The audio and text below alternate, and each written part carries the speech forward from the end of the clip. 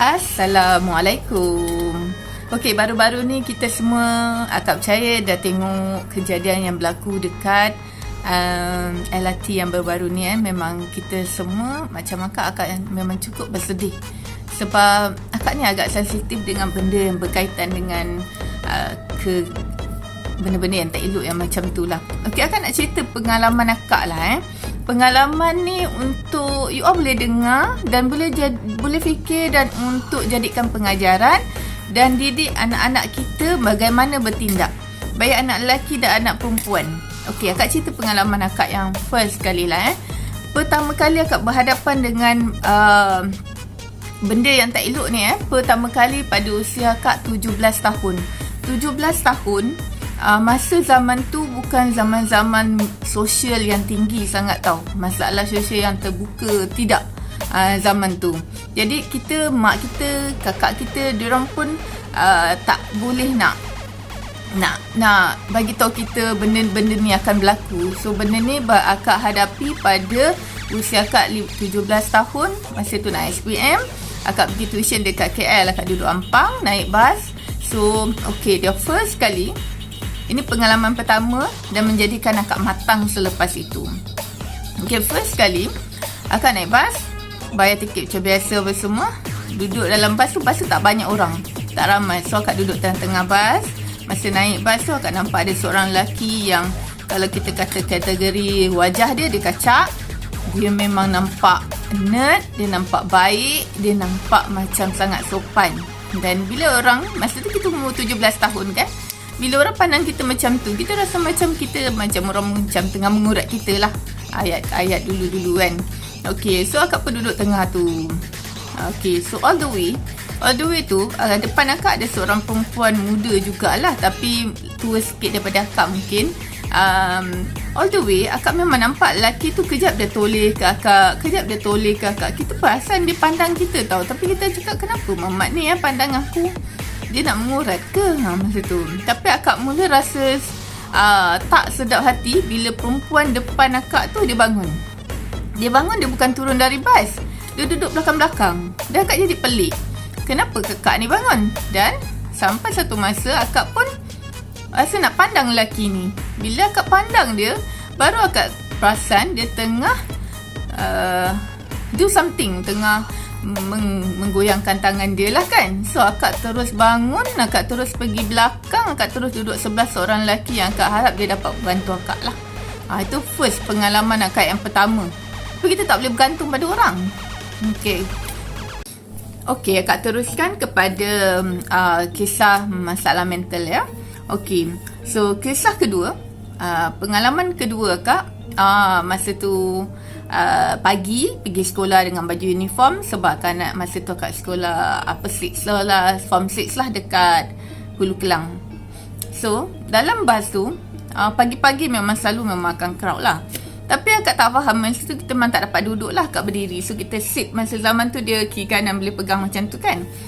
Akak tak faham, ada seorang lelaki ni tiba-tiba dia datang belakang akak. Dia datang, banyak lagi ruang untuk dia berdiri di sebelah sesiapa ke atau berdiri untuk pemegang tempat duduk tu kan.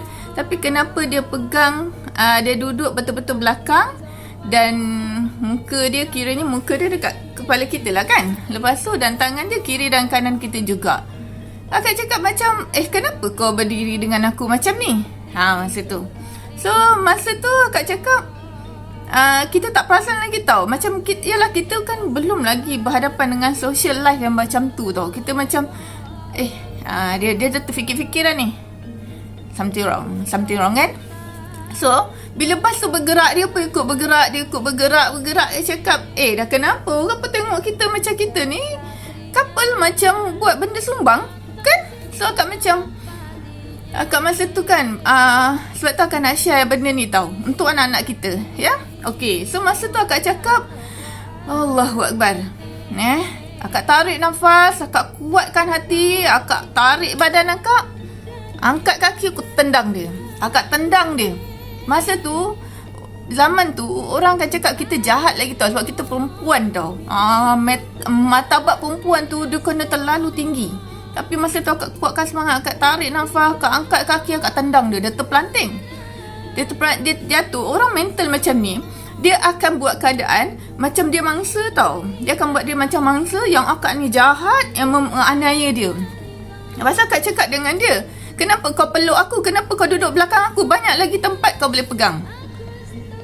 Kau nak buat apa dengan aku? Macam tu. So itu kekuatan yang kedua. Okay, perkara kedua yang berlaku pada akak. Kita sambung next. Okay,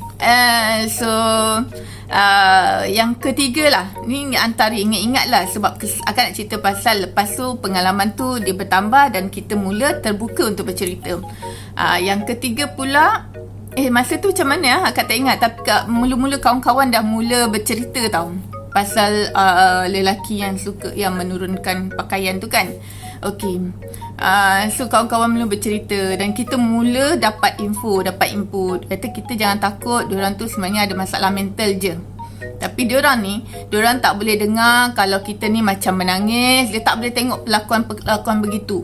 Kita macam menangis, kita macam takut, kita macam buat dalam keadaan kita resah ke apa semua. Dia suka suasana yang begitu. Dia seolah-olah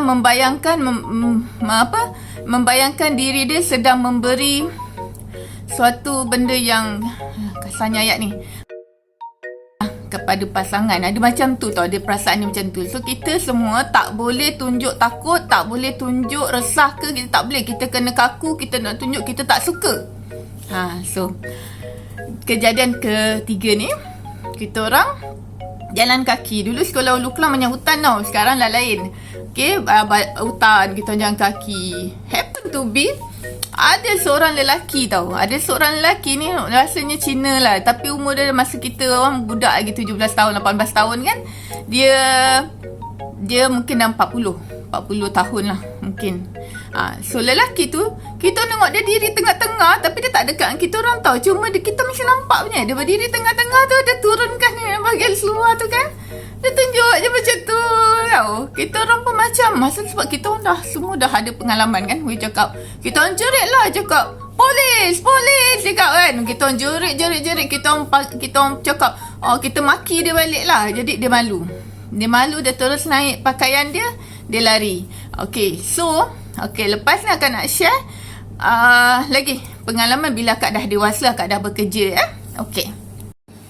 Okay, akak ni sejenis kakak lah. Walaupun masa tu, walaupun akak muda, akak seorang yang suka belajar daripada apa yang berlaku untuk dijadikan pengajaran, untuk dijadikan sempadan, untuk dijadikan cari punca, untuk dijadikan bagaimana untuk menjaga orang keliling kita. Akak sangat sensitif dengan berkaitan benda-benda yang berkaitan berunsur-unsurkan penganiayaan pada orang lain. Okay, start daripada situ, kita orang belajar banyak input psikologi daripada manusia-manusia macam ni. Diorang memang ada masalah mental.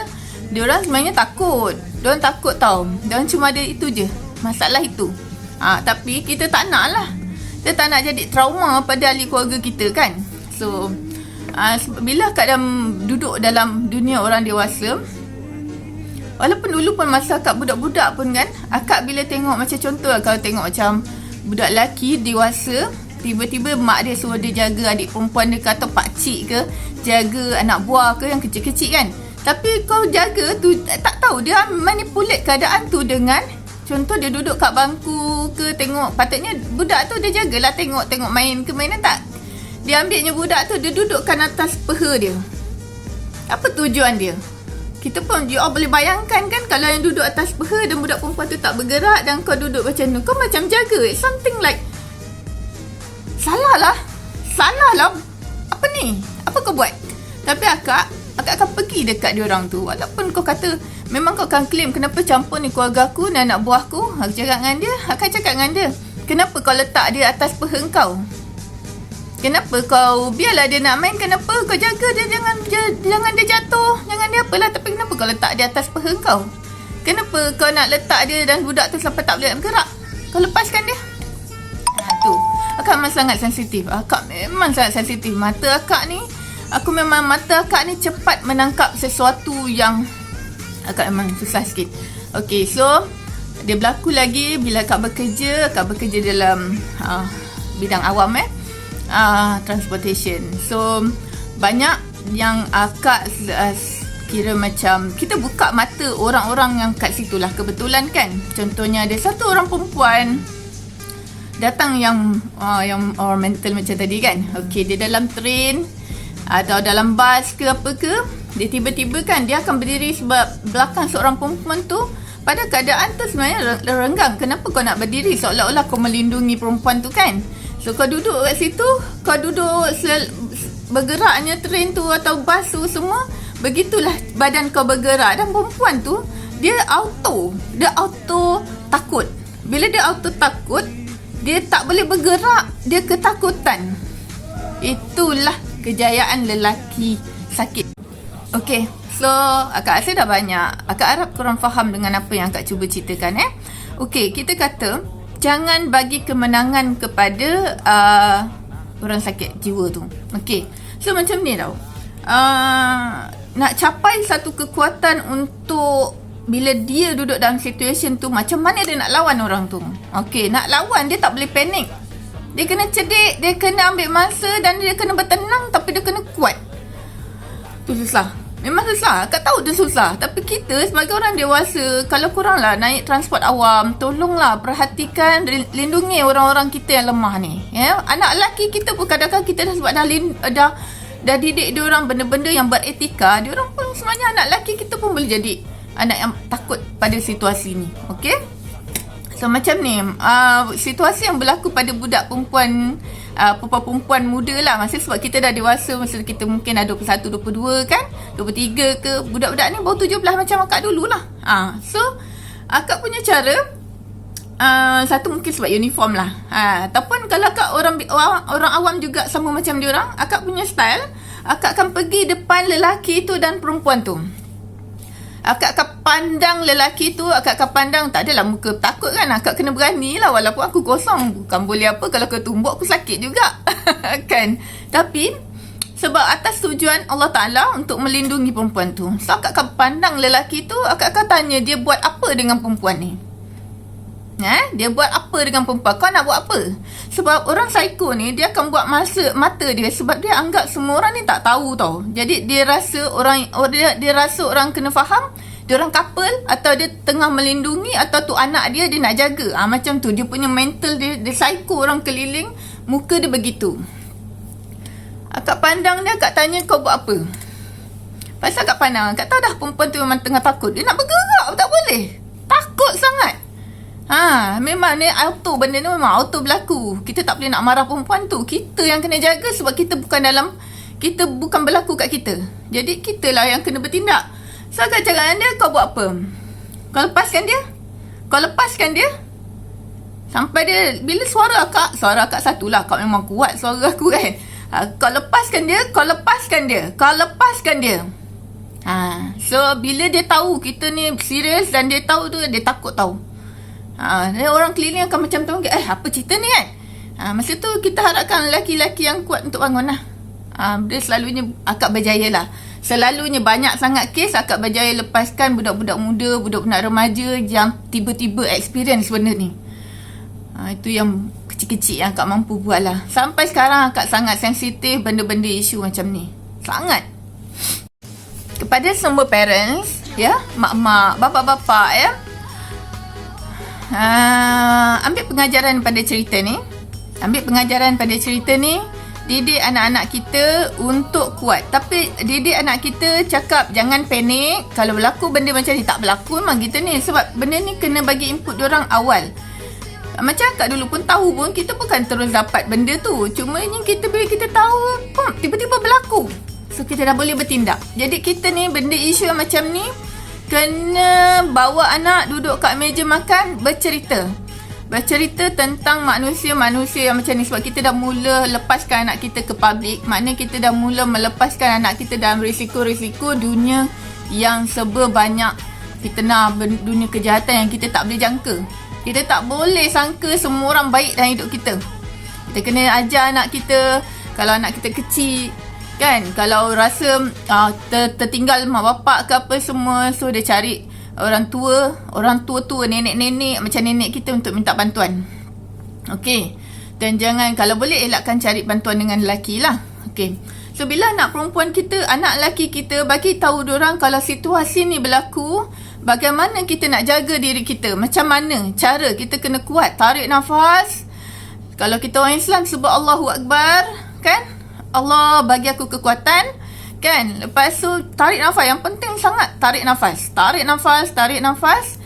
Lepas tu kita akan bertindak. Jangan panik. Terus kita rasa aku bukan untuk engkau. Ataupun aku ada mak bapak aku. Kenapa kau kacau aku? Macam tu lah. Kita kena buat anak kita rasa macam mana kena lindungi diri kita. Dan kalau situasi tu tak kita kena cakap kuat-kuat. Kenapa usia aku? Kenapa? Cakap kuat-kuat. Supaya orang keliling kita berperasan, budak ni dalam bahaya. Ya, haraplah. Kak pun tak tahu, mungkin kalau ada orang lain nanti tiba-tiba share kata apa yang Kak ajar ni salah. Tak apa. Jangan hentam Kak. Share juga benda yang sama untuk kita bantu orang keliling kita. Kita tolong jaga anak-anak kita yang baru nak hidup kat luar. Ada orang kena pergi public. Dan kena tahu kehidupan kat luar macam mana. Tapi kita kena ajar anak kita self-defense. Kena kuat. Banyak sangat berlaku kat toilet. Kat toilet kan. Toilet perempuan. Anak-anak perempuan kita ni. Macam mana? Tapi seloknya anak kita ni hantar self-defense lah. Silat ke, taekwondo ke. At least basic. Bila dia basic ni, kekuatan diorang, keyakinan diorang ni sangat tinggi. Dia lain daripada budak yang kosong. Budak-budak yang tak diajar button waspada ni, dia memang paling banyak tertipu. Anak-anak tak diajar button waspada. Kita boleh baik tapi kena waspada. Okay? Bye.